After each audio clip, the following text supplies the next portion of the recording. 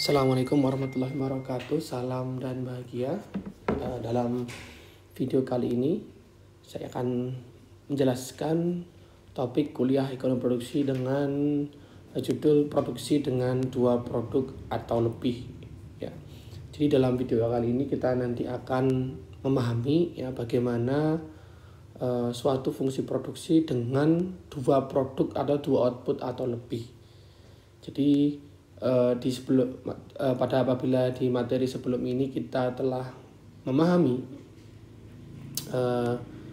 bagaimana suatu fungsi produksi dengan dua input variabel, nah maka pada topik kali ini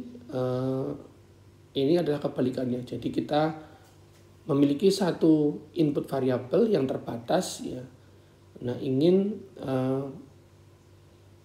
memproduksi ya ada dua pilihan output atau lebih gitu ya.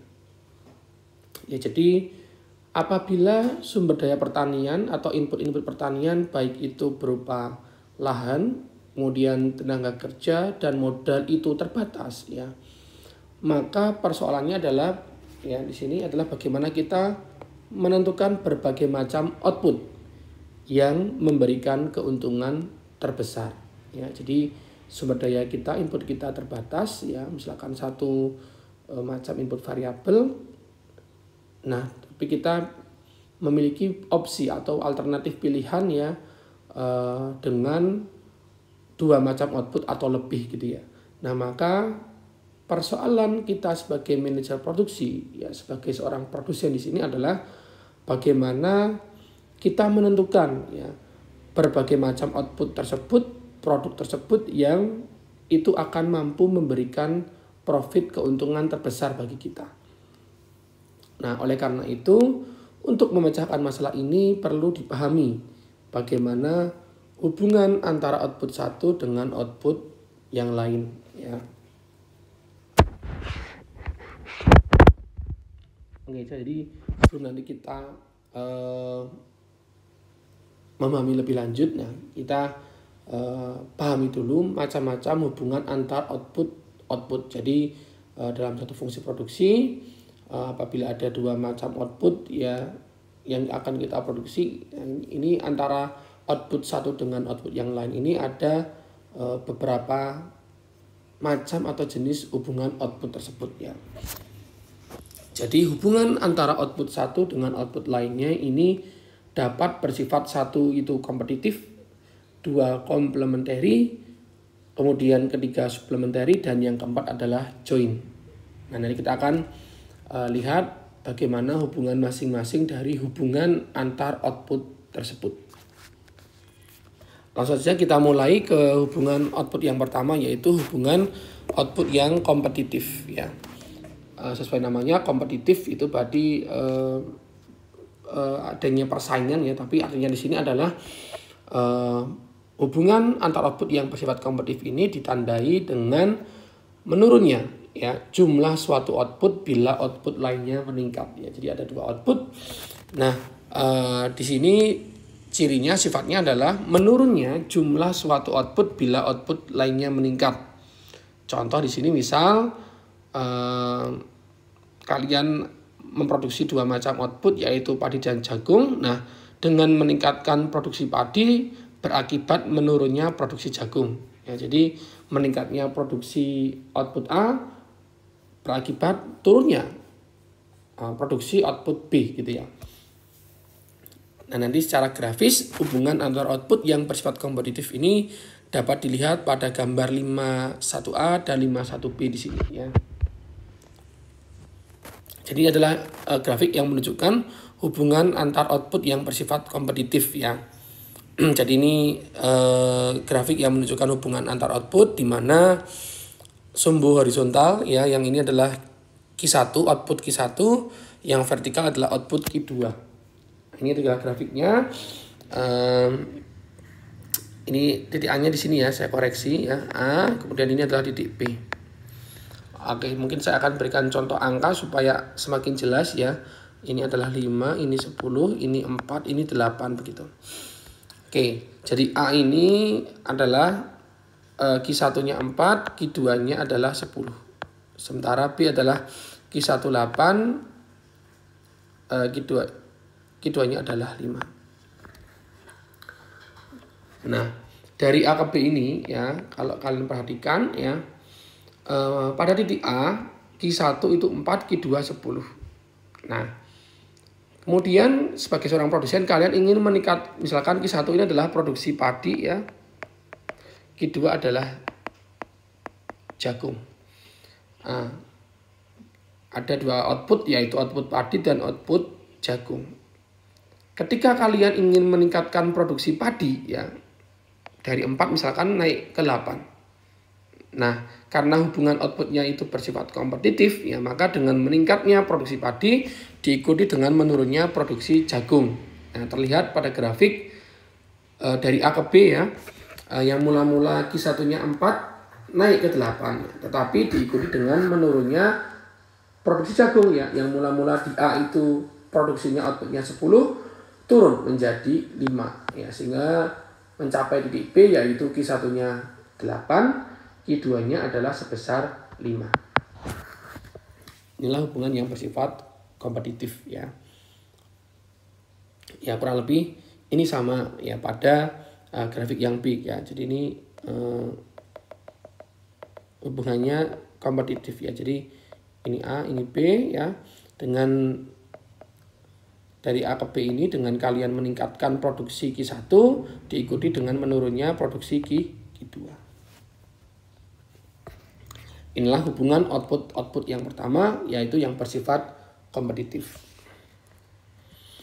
Kemudian kita lihat hubungan output yang kedua, yaitu yang bersifat komplementari ya.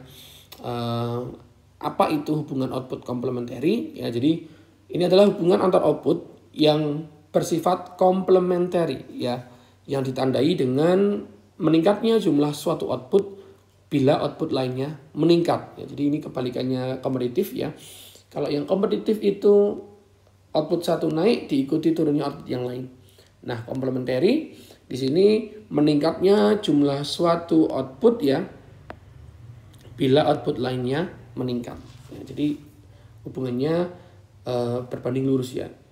Output satu naik diikuti output yang lain juga naik. Contoh misalkan meningkatnya jumlah produksi legum berakibat meningkatnya jumlah produksi jagung. Jadi ada dua output, legum dan jagung. Kalian ingin meningkatkan produksi legum diikuti dengan meningkatnya pula output jagung.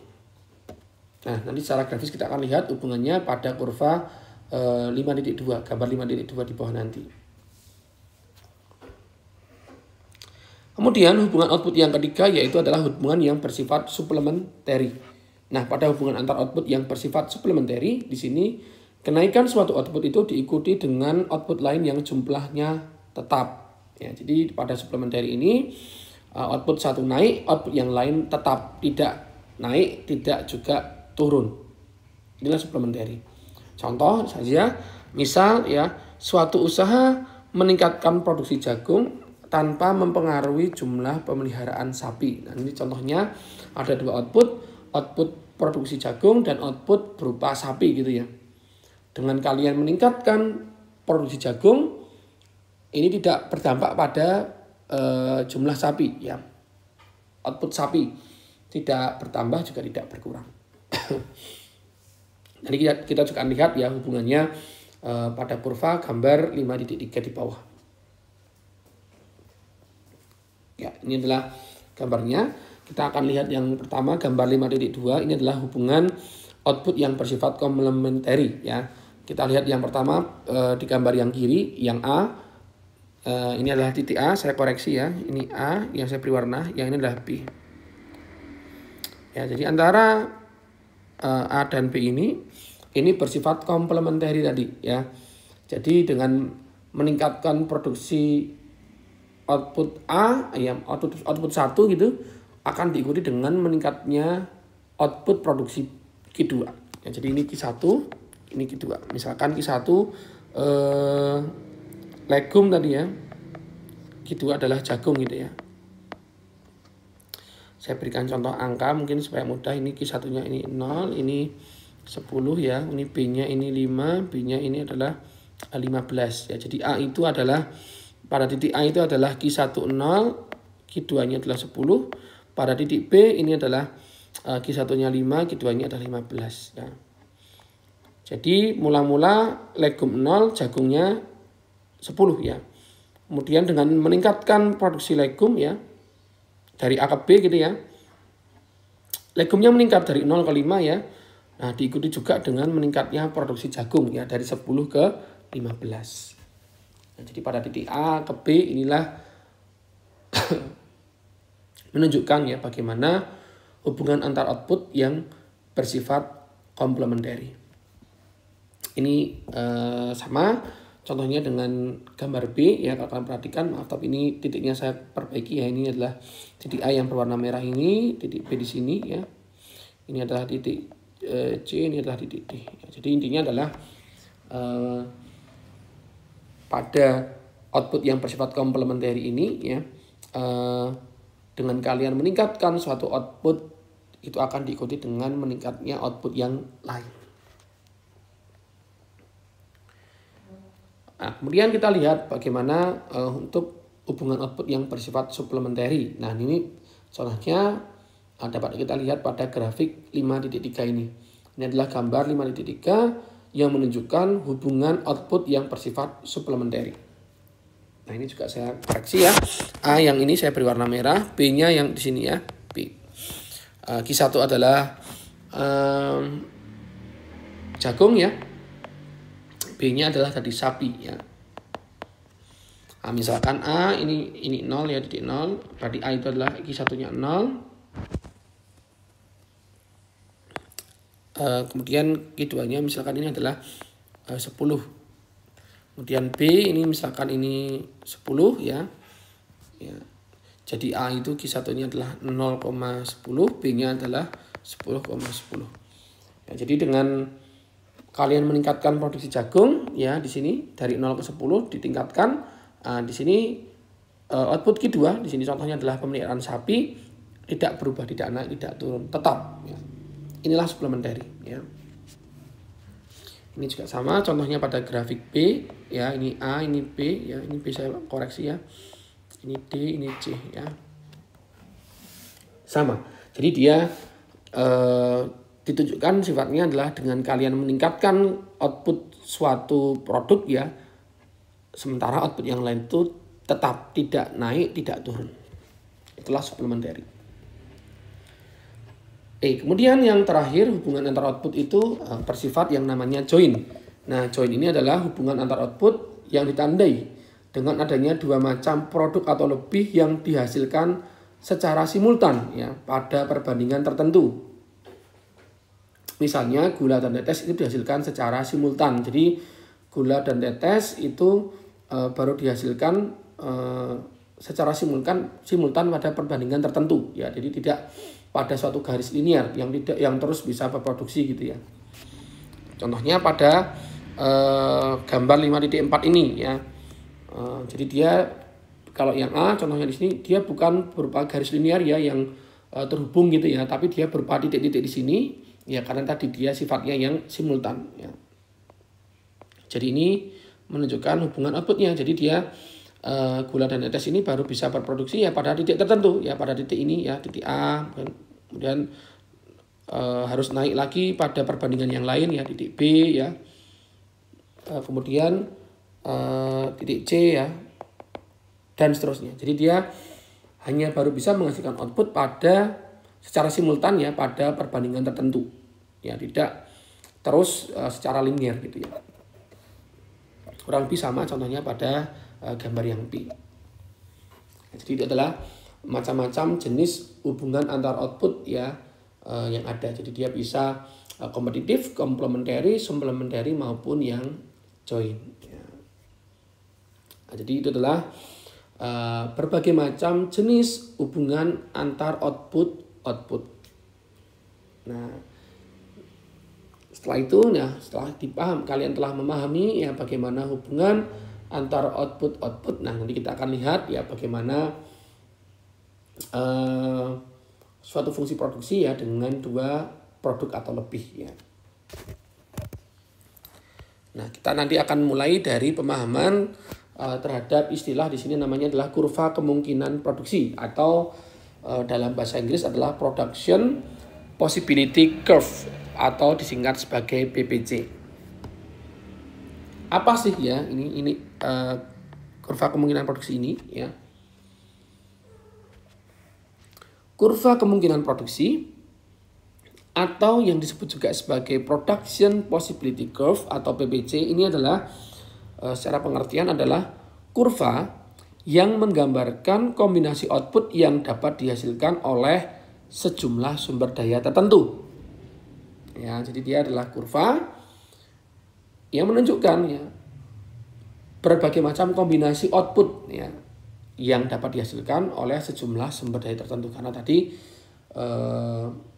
dijelaskan di awal bahwa sebagai seorang produsen kalian itu memiliki sumber daya, memiliki input yang terbatas ya. Kemudian dihadapkan pilihan ya dengan output, dua macam output atau mungkin bisa lebih ya, tapi kita asumsikan di sini terlebih dahulu kita hanya memiliki dua macam output, dua macam produk ya supaya nanti mudah memahaminya ya. Nah, lalu bagaimana dengan adanya sumber daya input yang terbatas itu kalian menentukan nanti ya berbagai macam output ya supaya nanti pada akhirnya nanti kita akan coba ke sana untuk memahami bagaimana kalian bisa mendapatkan profit atau keuntungan yang maksimum. Jadi itu adalah pengertian PPC atau kurva kemungkinan produksi. Nah, ini contoh gambar 5.5 ini adalah gambar yang menunjukkan kurva kemungkinan produksi bila sumber daya yang tersedia X sama dengan X0. Nah, jadi misalkan kalian memiliki input X sebesar X0 misalkan. Untuk memproduksi dua macam output yaitu Q1 dan Q2. Nah, ini adalah kurva kemungkinan produksinya. Jadi sepanjang kurva PPC ini itu adalah menunjukkan berbagai macam output, kombinasi output ya yang dapat dihasilkan oleh input sejumlah X0 tadi. Ya, jadi sepanjang kurva ini ya. Jadi sepanjang kurva ini adalah berbagai macam kemungkinan kombinasi output ya. Jadi mungkin dengan input yang terbatas tadi ya, misalkan saya berikan ilustrasi supaya mudah ya. Kalian memiliki input variabel terbatas, misalkan pupuk NPK. Pupuk NPK yang kalian miliki terbatas, misalkan hanya memiliki 10 kilo. Nah, dengan pupuk NPK 10 kilo, kalian ingin gunakan untuk dua macam output. Ya, misalkan padi dan jagung misalkan. Nah, adanya input tadi, misalkan pupuk NPK 10 kilo, kalian bisa gunakan pupuk tersebut, misalkan seluruhnya digunakan untuk output ya, untuk penggunaan produksi padi. Sehingga untuk jagungnya 0, itu juga sangat mungkin ya, misalkan. Atau juga mungkin kebalikannya, semuanya untuk jagung, yang padi nggak ada. Atau mungkin bisa juga kalian sebagai produsen kombinasi, separuh bagian untuk padi, separuh bagian untuk jagung. Atau mungkin 3 bagian untuk padi, 7 bagian untuk jagung dan seterusnya. Jadi bisa berbagai macam kemungkinan ya. Ya, jadi dari input yang terbatas itu ada berbagai macam kemungkinan produksi yang bisa dihasilkan ya, tergantung bagaimana input itu digunakan terhadap masing-masing output tadi. Nanti kita akan lihat nanti bagaimana cara nanti kalian menentukan PPC ini, tabelnya, kemudian membuat tabelnya, kemudian bagaimana membuat grafiknya. Oke, kita akan lihat contohnya di sini ya. Bila diketahui hubungan antara input X dan output Q1 dan Q2 seperti pada tabel 5.1, maka dapat diturunkan PPC pada X sama dengan 4 seperti pada tabel 5.2 dan gambar 5.6. Bila ditetapkan X sama dengan 7, maka PPC-nya dapat dilihat di tabel 5.3 dan gambar 5.7. Oke, kita akan lihat ya. Nah, ini sebagai contoh, ini adalah tabel yang menunjukkan ya, di sini tabel 5.1 menunjukkan produksi Q1 dan Q2. Ya, jadi sebagai contoh kalian memproduksi dua macam output ya, output Q1 dan Q2. Ini adalah tabel yang menunjukkan produksinya. Misalkan ini X, ya, jadi ada kolom X, kemudian kolom X1, kemudian kolom MPP X1. MPP saya ingatkan kembali, MPP adalah di delta Q per delta X ya. Kemudian kolom X Q2 dan MPP X Q2 ya.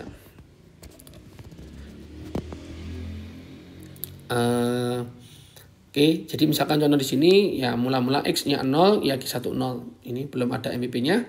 Kemudian X-nya 0, Q2 adalah 0 ya, belum ada MPP.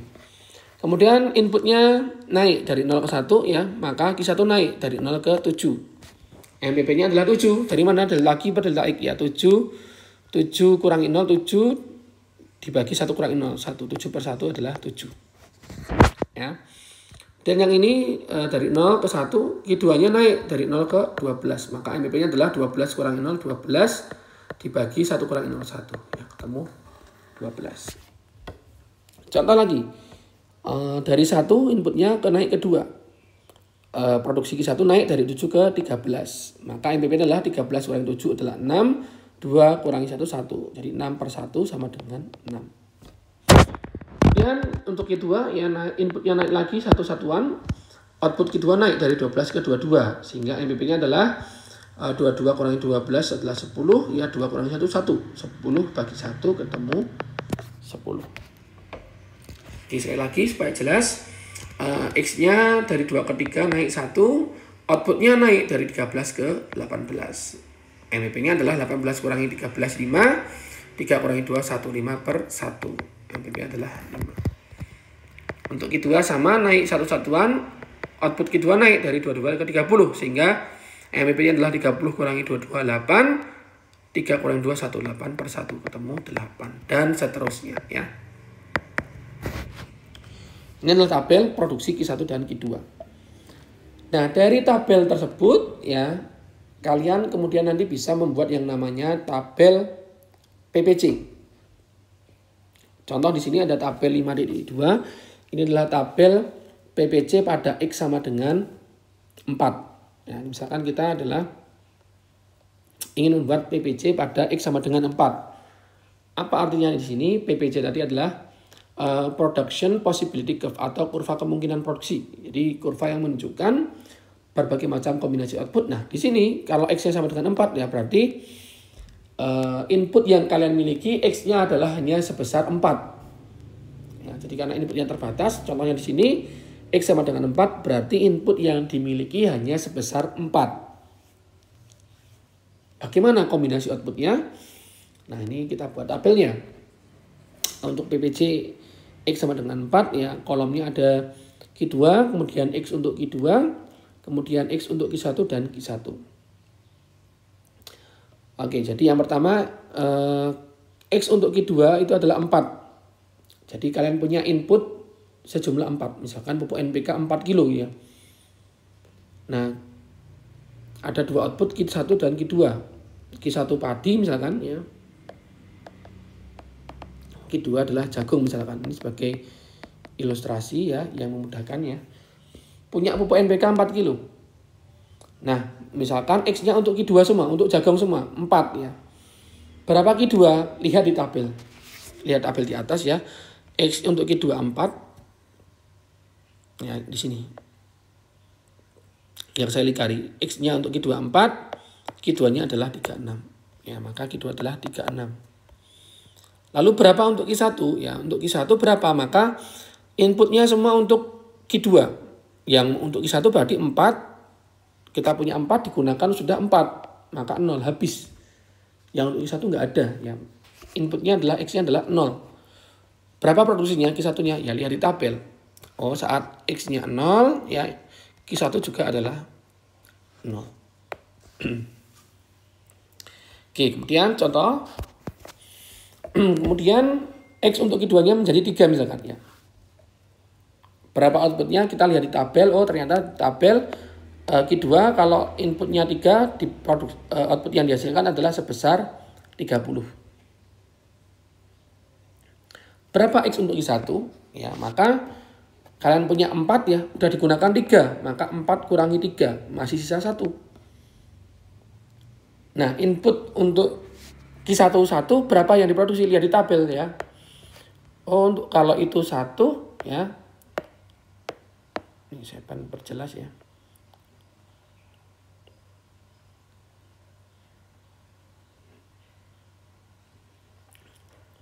Kalau X untuk Q1-nya 1 ya. Ini maka Q1-nya adalah 7. Ya, maka ini adalah 7. Oke. Sekali lagi ya, misalkan X-nya untuk Q2 turun lagi dari 3 ke 2 ya. Lihat di tabel tadi, kalau X untuk Q2, input untuk Q2 adalah 2, maka produksinya adalah sebesar 22. Berapa untuk Q1? Ya, maka kalian punya 4, udah digunakan 2, maka 4 kurangi 2 masih sisa 2. Lihat di tabel lagi, oh ternyata X untuk Q1 2, outputnya adalah sebesar 13. Dan seterusnya ya, nanti sampai selesai gitu ya. Nah, kalau sudah kalian punya tabel ini, tabel PPC pada X sama dengan 4, maka bisa dibuat kurva PPC-nya. Nah, ini adalah contoh dari tabel tersebut, kita buat kurva PPC-nya. Yang horizontal ini adalah Q1 ya. Ini adalah Q1 ya. Yang naik ini adalah Q2. Q1-nya 0 ya, Q2-nya adalah 36.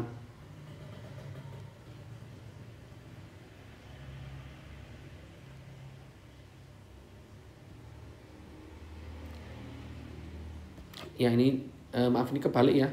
Yang ini adalah Q1, ini adalah Q2. Q2 ini Q1 ya. Jadi saat Q1-nya 0, Q2-nya adalah 36 ini ya. Kemudian saat Q1-nya 7, Q1-nya 7, Q2-nya adalah 30 nih. Ini 7 ya. Kemudian saat Q1-nya itu 13 ya. Di sini 13, Q2-nya adalah 22 di sini ya. Kemudian Q1-nya adalah 12. Maaf, Q1-nya 18 ya, Q2 adalah 22. 18, Q2-nya adalah 12 ini. Kemudian yang terakhir Q1-nya 22, Q2-nya adalah 0 ya, titik ini. Kemudian ditarik menjadi garis, inilah yang kemudian menjadi kurva PPC X sama dengan 4. Jadi sepanjang kurva ini menunjukkan berbagai macam kemungkinan output ya yang dapat dihasilkan pada saat inputnya adalah X sebesar sama dengan 4. Itulah PPC ya.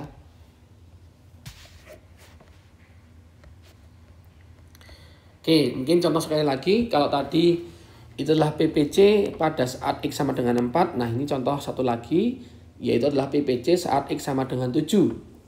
Ya, maka cara membuatnya sama, dibuat tabel seperti ini. Tabel PPC untuk X sama dengan 7 ada kolom Q2, X untuk Q2, X untuk Q1, dan Q1. Dimulai dari yang X untuk Q2 yang paling maksimal ya, 7. Kita punya input X sebesar 7 ya, X untuk Q2 7 ya. Kemudian lihat di tabel tadi di atas ya tabelnya, saat X untuk Q2 7 berapa Q2? Oh 43. Kemudian berapa untuk Q1 ya, maka kalian punya 7 udah digunakan 7 kurangi 7 0. Lihat di tabel X untuk Q1 0, maka Q1 adalah 0. Kemudian X untuk Q2-nya menjadi 6, turun 1 ya. Lihat di tabel X untuk Q2 6, maka Q2-nya adalah 4 2. Berapa untuk Q1 ya, maka punya 7 udah digunakan 6. 7 kurangi 6 1. Lihat di tabel X untuk Q1-nya 1, Q1-nya berapa? Oh 7 ya. Kemudian X untuk Q2-nya turun lagi menjadi 5 misalkan ya. Lihat di tabel X untuk Q2 5, outputnya adalah sebesar 40. Berapa untuk Q1? Ya maka 7 kurangi 5 ya. Kalian punya 7 sudah digunakan 5, masih ada 2 X ya, 2 input X untuk Q1 ya. Lihat di tabel ya, X untuk Q1-nya 2, berapa? Oh, hasilnya adalah Q1-nya adalah 13. Dan seterusnya ya. Kemudian sampai X untuk Q2-nya 0 ya. Ini adalah nanti sudah bisa membuat grafiknya. Nah, ini kalau kalian buat menjadi grafik, nah menjadi seperti ini ya. Ini adalah kurva yang menunjukkan kurva PPC untuk X sama dengan 7 ya. Jadi PPC untuk X sama dengan 7. Jadi contoh saat Q1-nya 0, Q2-nya adalah 43 ya. Di sini ya. Kemudian untuk Q1-nya 7, Q2-nya adalah 42 di sini ya. Kemudian Q1-nya 13, Q2 40, Q1 18, Q2 36, Q1 22, Q2 30 di sini ya. Q1-nya 25, Q2-nya 22 di sini ya. Kemudian Q1-nya 27, Q2-nya 12 di sini. Q1-nya 28, Q2-nya 0 di sini ya. Nah, kemudian ditarik menjadi suatu garis, inilah kurva PPC X sama dengan 7. Nah, artinya apa? Sepanjang kurva ini ya, sepanjang kurva PPC X sama dengan 7 ini menunjukkan berbagai macam kombinasi output ya yang dihasilkan dari input yang sebesar X sama dengan 7 tadi, cuma 7 unit ya. Itulah PPC ya. Kurva kemungkinan produksi ya. Jadi sekali lagi intinya kalian punya input sumber daya terbatas digunakan untuk dua macam output, dua macam produk ya. Nah, nanti akan ada berbagai macam kemungkinan yang bisa dihasilkan ya. Apakah inputnya digunakan untuk Q1 semua atau Q2 semua atau sebagian-sebagian dan sebagainya. Inilah yang disebut sebagai PPC. Oke, itu penjelasan saya. Terima kasih atas perhatiannya. Apabila masih ada yang belum jelas ya, belum memahami, jangan ragu untuk bertanya, silakan tanya di kolom komentar. Terima kasih atas perhatiannya. Wassalamualaikum warahmatullahi wabarakatuh. Salam.